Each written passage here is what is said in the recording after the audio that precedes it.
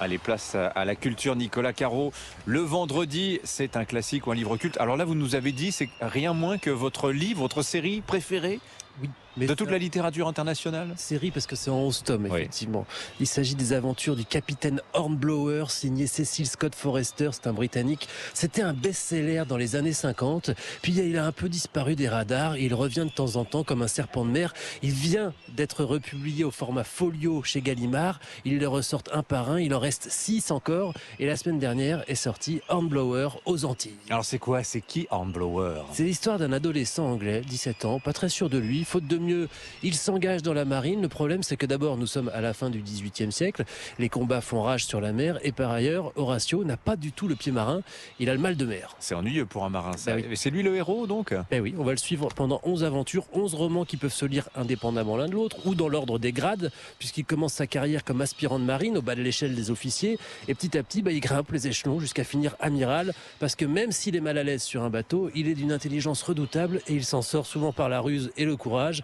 Mais le vrai courage, celui qui consiste à affronter sa peur. Alors j'imagine qu'il faut effectivement une forte dose de courage quand on s'engage dans la marine à cette époque. Ah bah oui, les combats à l'époque sont d'une extrême violence contre les Espagnols, mais aussi contre les Français et Napoléon. Au passage, on en prend pas mal pour notre grade. Et le vainqueur est celui qui manœuvre le mieux son bateau, des immenses voiliers, qui connaît le mieux les vents, qui recourt à la meilleure stratégie. Et ce qui est extraordinaire dans ces livres, c'est que même sans être un spécialiste du vocabulaire maritime, on vibre quand même avec l'équipage, on a peur avec Hornblower et on triomphe avec lui, évidemment.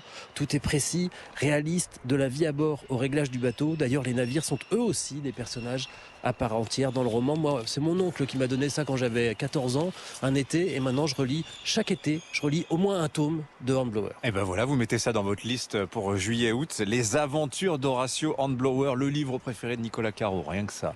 Merci beaucoup Nicolas. Dans l'actualité musicale à présent, Stéphanie Loire. Bonjour à tous. Le nouveau Foo Fighters. Le nouveau Foo Fighters, ce 11e album studio des Foo Fighters, il vient de sortir, il s'appelle But Here We Are.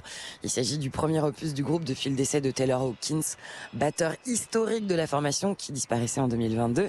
Parmi les titres, un morceau de plus de 10 minutes, il faut prendre le temps pour l'écouter vraiment, celui-là intitulé The Teacher.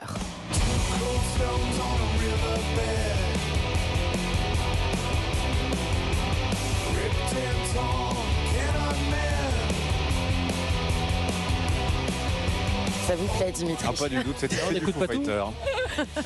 Le groupe de Dave On Grohl, n'a pas le temps, on n'a pas le temps. eh ben, malheureusement, a récemment annoncé que Taylor Hawkins est remplacé par Josh Freese. Et Josh Freese, c'est une pointure qui a notamment œuvré au sein de The Offspring ou encore les Guns N' Roses. Aucun concert n'est annoncé en France pour les Foo Fighters pour le moment. Mais ça ne saurait tarder. Autre actu, folk, cette fois, c'est le retour, alors là, de Ben Harper. Ouais, Ben S'il Harper, vous plaît. l'artiste qui navigue entre le blues, le folk, le rock, le groove. Il vient de dévoiler Wide Open Light, un nouvel album totalement affranchi des arrangements électriques et gorgé de douceur, comme en témoigne ce Love After. Temps de musique, 16h, 17h, samedi, dimanche. Vous recevez Et je serai dimanche en direct de Roland Garros avec Patrick Bruel et la chanteuse Clou. Et mon invité de samedi, c'est l'une des voix du Buena Vista Social Club, la star cubaine Eliades Ochoa. Un peu de chaleur ce matin. Ça nous fait pas de mal. Merci Stéphanie Loire, merci À la Nicolas semaine Caro. prochaine. Merci les amis.